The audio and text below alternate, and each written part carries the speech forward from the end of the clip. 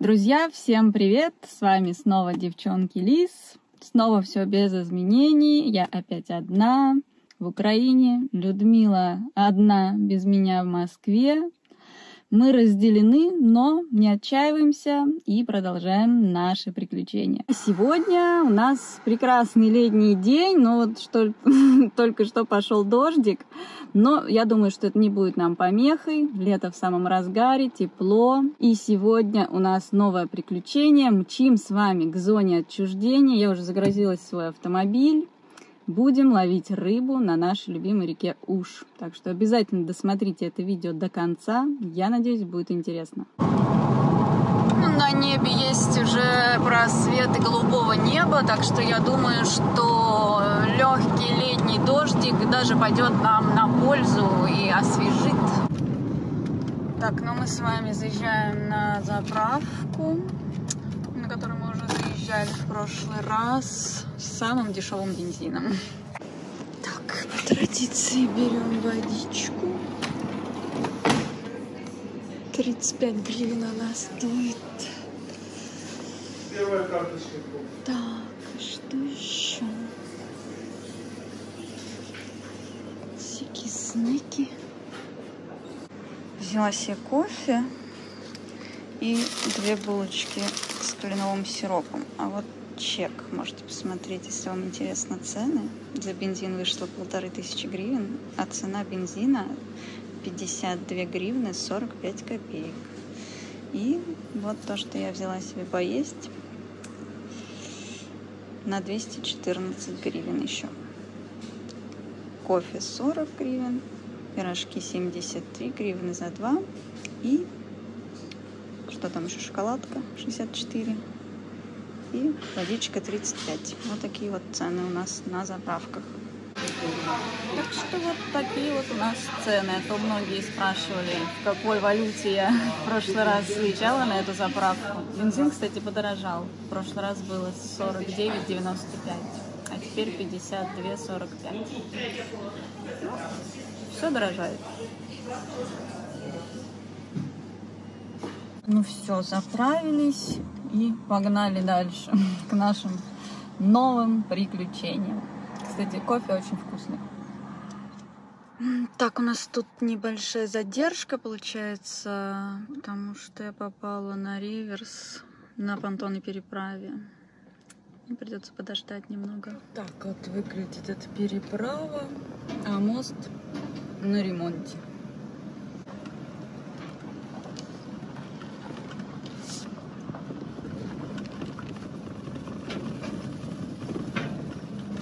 По каким только ебеням, извиняюсь за выражение, не ездила моя машина. Остановилась, потому что вспомнила, что у меня же нет никакой приманки для рыбы. Я же собралась на рыбалку, а не просто в поход. Так что пойду сейчас на поиски.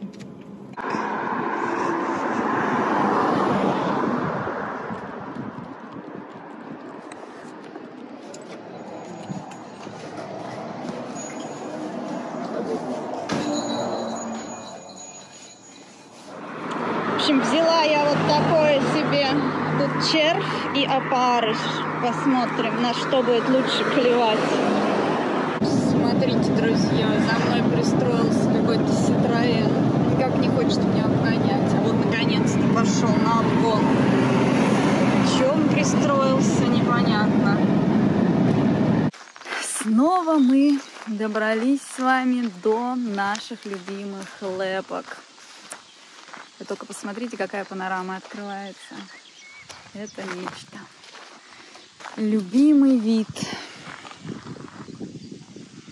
Вот они, наши прекрасные лепки.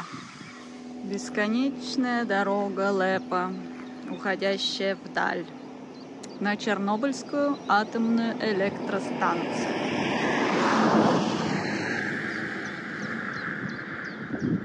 Думаю, вы уже поняли, что мы с вами приближаемся к Чернобыльской зоне отчуждения, потому что такие лепки ведут именно туда. И, надеюсь, нас сегодня ждет прекрасный день на нашей любимой реке Уж. поехали дальше. Остались считанные километры. Дорога, как видите, оставляет желать лучшего. Здесь даже не провели ямочный ремонт в этом году. Забыли, видимо, этот отрезок пути.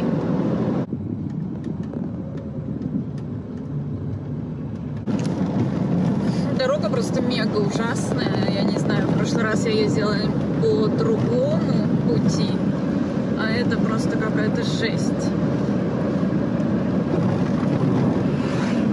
Что, даже не ремонтируют. Хотя здесь достаточно большой трафик машин есть.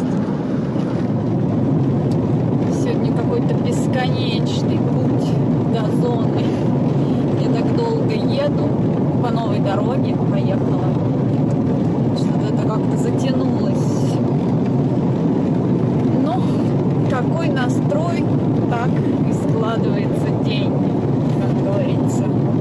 Стала я сегодня в каком-то расслабленном состоянии. И вот теперь как-то так долго еду.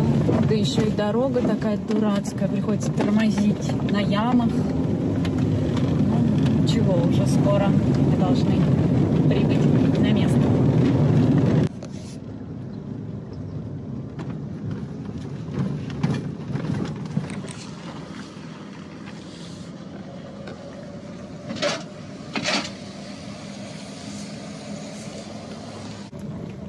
Короче, друзья, я переехала Мартыновичский мост. Если вы сталкер, вы знаете, о чем я. Я на другой стороне уже на машине еду ловить рыбу на уж. Это что вообще такое происходит? Я даже не знаю, у меня слов нет. Я в зоне, реально. Я в зоне. Это протокольный мост, и я переехала на сторону зоны.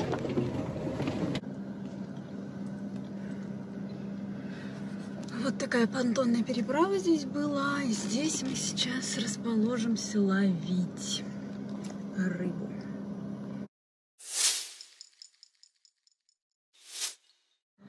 Так, друзья, ну что ж, мы тут ловили с военными. Даже словила я пару окуней, но, к сожалению, я не могла это снимать, потому что при военных как-то не очень снимать себя. И вообще мы же находимся в зоне. И тут приехал какой-то чувак гражданский и всех нас прогнал. Выдал нам люлей, сказал, что здесь Чернобыльская зона, и сейчас, если вы отсюда не свалите, приедет комбат, изымет у вас машину, и поедете вы все дружно оформляться, а не на рыбалку. Поэтому, к сожалению, вот так. Сейчас поменяю немного локацию и продолжим рыбную ловлю. Я надеюсь, я смогу заснять что-то интересное. Но пока вот так. Пока экстрим. Наконец-то я могу без палева поснимать, потому что это была вообще засада.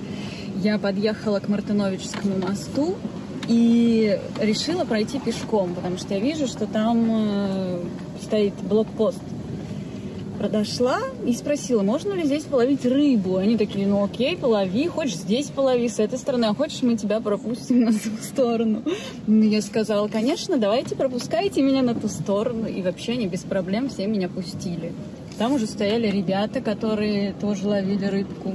И мы с ними заодно вот где-то час, наверное, или даже больше, может быть, полтора, провели вот там на реке, в беседке. Но дело в том, что я просто это не могла снять, потому что это было бы очень странно. Ну, вот такие вот приключения, ребят. И сейчас продолжим рыбную ловлю, потому что поменяем место дислокации, потому что нас оттуда прогнали. Но это действительно была Чернобыльская зона, и туда вообще-то нельзя пропускать людей. Они, видимо, сами не знали, что граница находится по Ужу, и я проехала вообще на ту сторону. Ну, вот так. Что ни день, то приключения. Ну вот, продолжим сейчас, надеюсь, спокойную рыбную ловлю и сможем завершить этот день нормально, без особых приключений.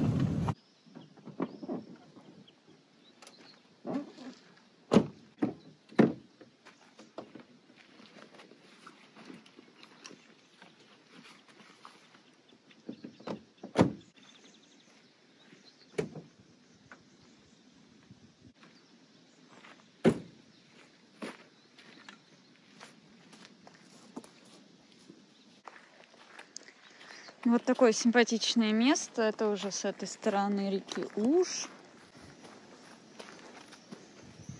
Сейчас мы с вами половим тут рыбку.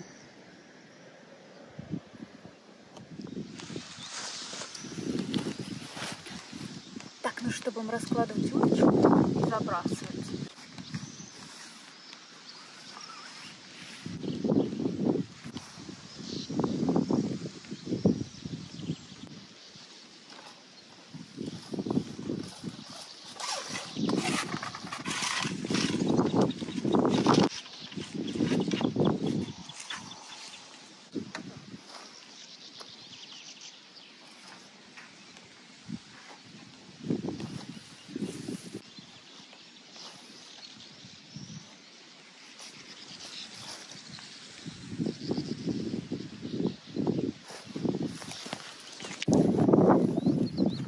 Ну что, вот у меня есть такой опарыш, который я купила в магазине. Я его пересыпала в другую коробочку.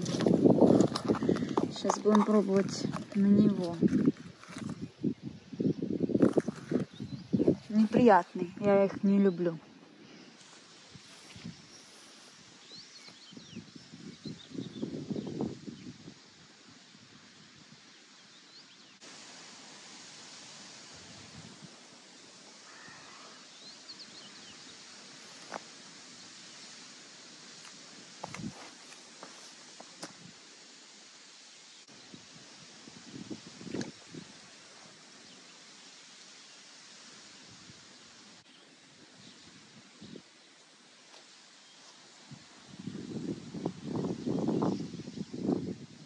Вот такой приятный отдых на реке Уж. Можете заметить, какой он полноводный в этом году. Ой. Рыбак из меня, конечно, такой себе. Но в такие летние теплые деньки хочется проводить время на речке, как-то отдыхать. На природе больше. Поэтому вот выбралась сюда, на нашу любимую реку. Может быть, сейчас появится солнышко и даже получится искупаться, потому что вода очень теплая. Ну, что-то в этом месте как-то очень быстрое течение, и вот на том берегу чуть получше клевало, а здесь даже ни одной поклевки. Сижу.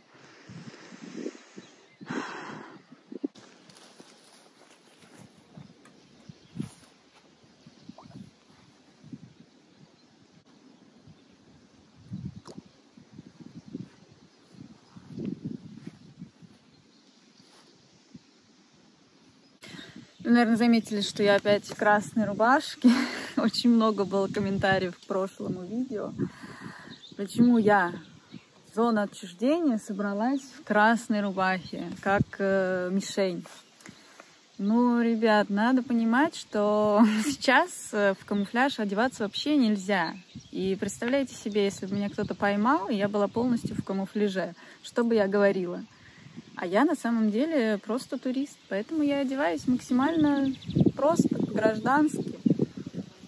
И тут скрываться не надо, наоборот, потому что зачем, чтобы тебя приняли за партизана, за какого-то шпиона.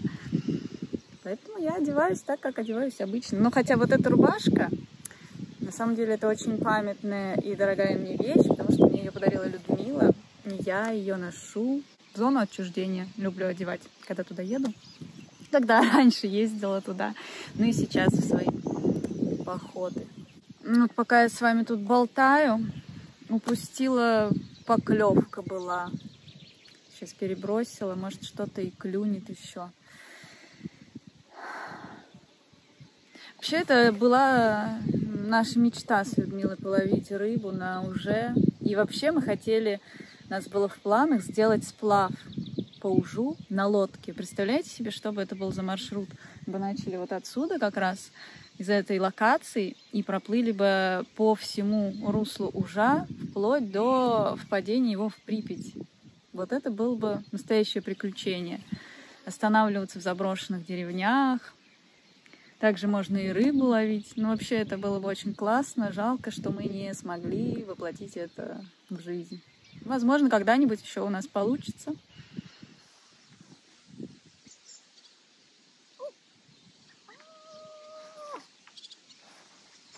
Поймала! Та-дам! Смотрите, какой! Вам, наверное, друзья, опять интересно по радиации, что у нас тут. У нас тут 10 микрорентген или 9. О, 11. 11 микрорентген. На самом деле мы находимся, можно сказать, на западном следе радиационном, потому что это западная часть зоны отчуждения. И здесь, если поискать, можно найти нормальные уровни. Вот возле реки вот так, 10-11. Но где-то в лесах наверняка есть пятна и с более повышенными. Между прочим, вот здесь находится деревня Мартынович, которая, уже не помню в каком году, при сильных пожарах она сгорела практически полностью. И я очень жалею, что я всего лишь один раз прошла мимо нее, и мы даже не задержались и ничего там не сняли. Вот такие вот дела. А потом уже случились пожары лесные, и все, деревни не стало. И вот, кстати, вспомнила, пока я еду домой, в Мартынах я, оказывается, была дважды. И один раз я была там ночью, мы выходили и проходили их ночью. Естественно, мы там ничего не сняли и не посмотрели. И второй раз мы также ночью, ну не ночью, а под утро где-то ранним утром на рассвете их проходили. И уже так устали просто, что не остановились. И ничего не сняли, опять же. Ну и теперь они сгорели. Очень обидно получается, что когда имеешь возможность что-то посмотреть и думаешь, ну ладно, в следующий раз посмотрю, а потом такой возможности просто уже может не быть. Поэтому нужно вовремя использовать шансы и всегда смотреть и останавливаться и снимать такие объекты, потому что потом они остаются только в нашей памяти и на наших телефонах. Так что вот такие дела. Мы нашли архивное видео, которое было снято в апреле 2020 года. Пожалуй, это был один из самых масштабных пожаров в истории зоны отчуждения. Возгорание началось 4 апреля в районе ПГТ Полесское, и из-за засушливой погоды очень быстро распространилось вглубь зоны. Пожар нанес огромный ущерб фауне, флоре и экологии. Огнем была уничтожена часть лесов, пострадала территория военного городка Чернобыль-2, полностью сгорели база отдыха «Изумрудный» и по меньшей мере 12 бывших сел зоны отчуждения, в том числе и деревня Мартыновичи. Площадь пожаров составила около 11,5 тысяч гектар, а полностью ликвидировать все пожары удалось только к середине мая.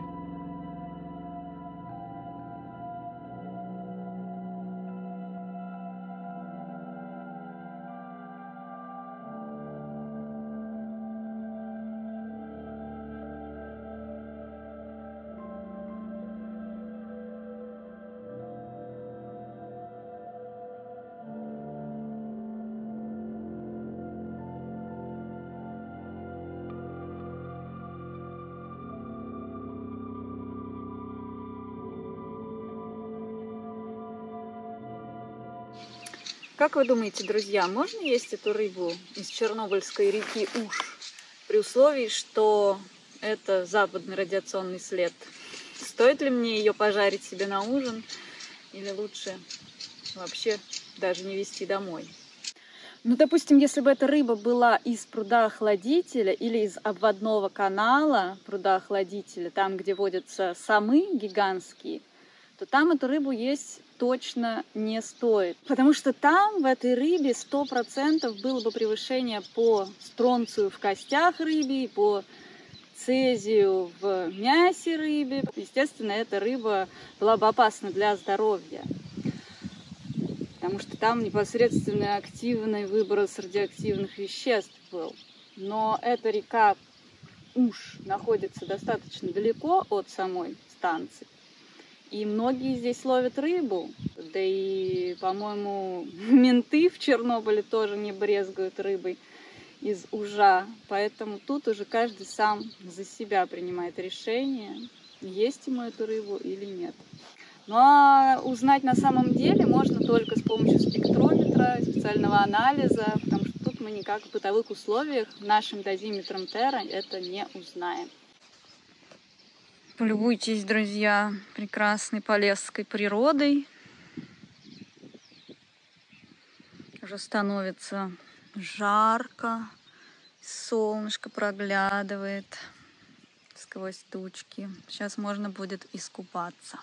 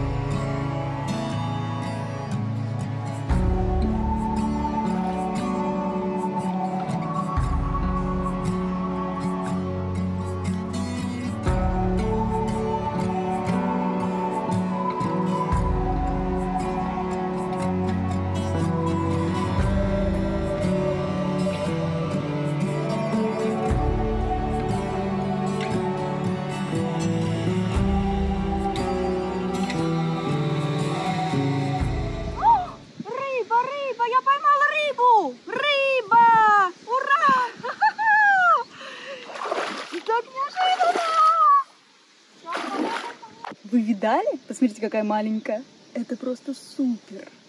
Такую малютку мы, конечно же, отпустим, потому что ее же никто не будет есть. Так что пускай она плывет в свою среду обитания.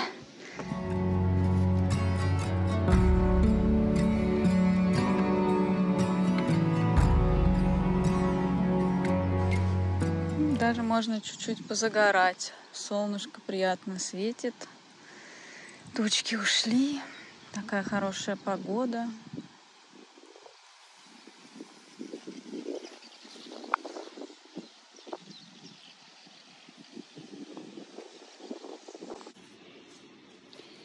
Вот такой мой прекрасный улов. 4 рыбки.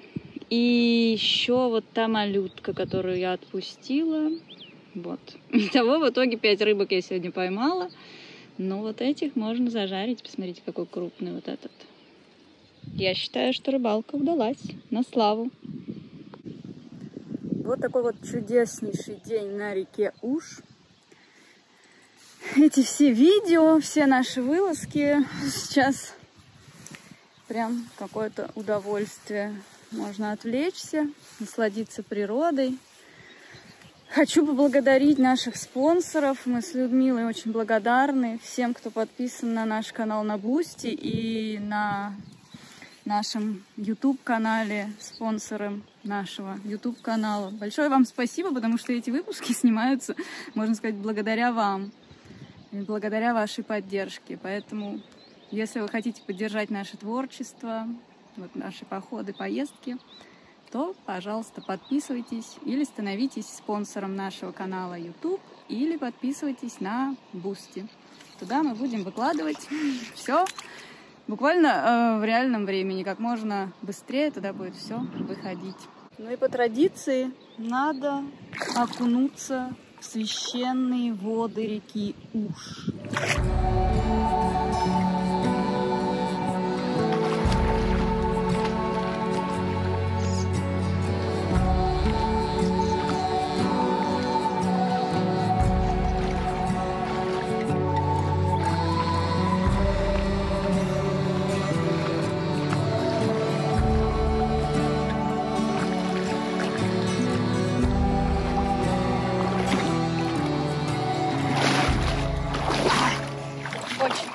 каменистое дно, но вода просто супер.